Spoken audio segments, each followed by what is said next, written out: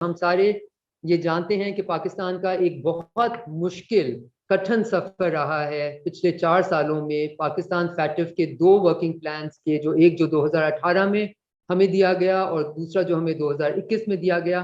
ان دونوں working plans کے تقریباً 34 آئٹمس تھے جن پہ پاکستان نے کام کرنا تھا. فیٹف ایک اچھا ادارہ ہے لیکن اس کا کام ذرا مشکل ہے اور اس میں ہمیں بہت ساری لیگل ایڈمنسٹریٹو انسٹیٹیوشنل چینجز کرنی پڑی. اور ہمیں یہ نہیں صرف کرنا پڑا کہ ہم باقیوں کے جتنے اچھے ہو جائیں, کیونکہ ہم گرے لسٹ میں آ گئے تھے اس لیے ہمیں باقیوں سے بہت آگے نکلنا پڑا ٹو انشور کہ ہم یہ بتا سکیں کہ پاکستان کی commitment financial action task force کی دی گئے تمام ورکنگ پلان کے ساتھ اور پاکستان کا اپنا سسٹم کو بلڈ کرنا تاکہ وہاں ٹیرر فائنینسنگ اور اینٹی منی لانڈرنگ کے خلاف جو قانون سازی ہوئی, جو انسٹیٹیوشنل ریفارم ہوئے, وہ آج پوری دنیا میں they stand out as being at the forefront کہ دنیا سے ہم آگے آج کھڑے ہوئے ہیں.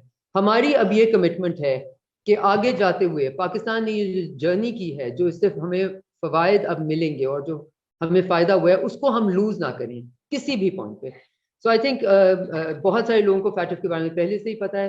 So I think Asim, with your permission, I think maybe we can go to Q&A because I think I have said. آپ کو پتہ ہے ہم نے ICRG کے سامنے پاکستان کی اسٹیٹمنٹ پیش کی پرسوں کے دن. آج ہم نے فیٹف کی پلینری جو اس کی ہائیسٹ باڈی ہوتی ہے اس کے سامنے پاکستان کی اسٹیٹمنٹ اور پاکستان کا کیس پریزنٹ کیا.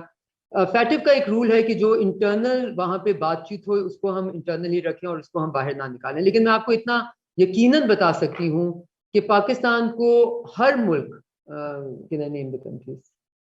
ہر ملک نے I mean pretty much آپ سوائے ایک ملک کے probably جس نے فلور نہیں لی, ہر ملک نے پاکستان کا سراہا, جس میں جو ملک آپ ریفر کریں وہ بھی ہیں, جن سے آپ کو کنسرن تھا وہ بھی ہیں, اور کہا کہ پاکستان نے جو کچھ اچیو کیا ہے ان پچھلے 4 سالوں میں وہ انپریسیڈنٹڈ ہے, اور انہوں نے پاکستان کو بہترین الفاظ میں کنگریچولیٹ کیا. So it wasn't like oh we are grudgingly approving Pakistan getting off the white list.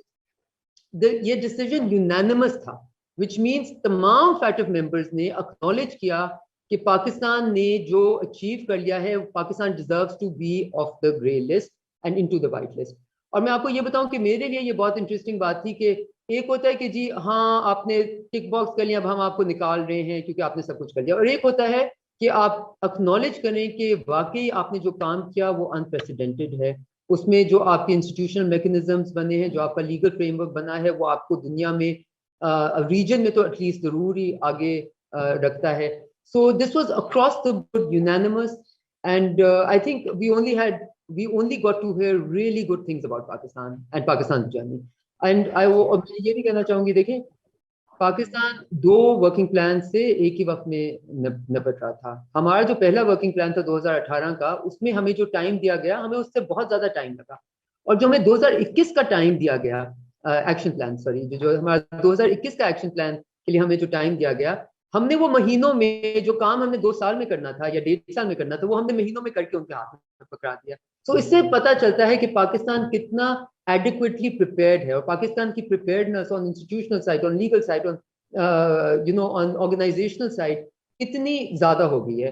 سو میں اس کو یہ دیکھوں گی کہ یہ ہمارے لیے ایک لانگ آرڈوس ٹیڈیس پروسیس رہا پچھلے 4 سال. اس سے پاکستان کو نقصان پہنچا بیکاز پاکستان ریل لسٹ میں تھا, انویسٹمنٹ آنے میں مشکل ہوتی ہے etcetera, but eventually I think we should look at it as glass half full. This did good for Pakistan. It put Pakistan ahead of the curve. And as I always say, this must be a never again moment for Pakistan. جہاں Pakistan lead میں رہے, کبھی پیچھے نہ آئے, اور کبھی خدا نہ خواستہ دوبارہ اس طرح کی لسٹنگ کی طرف جائے نا.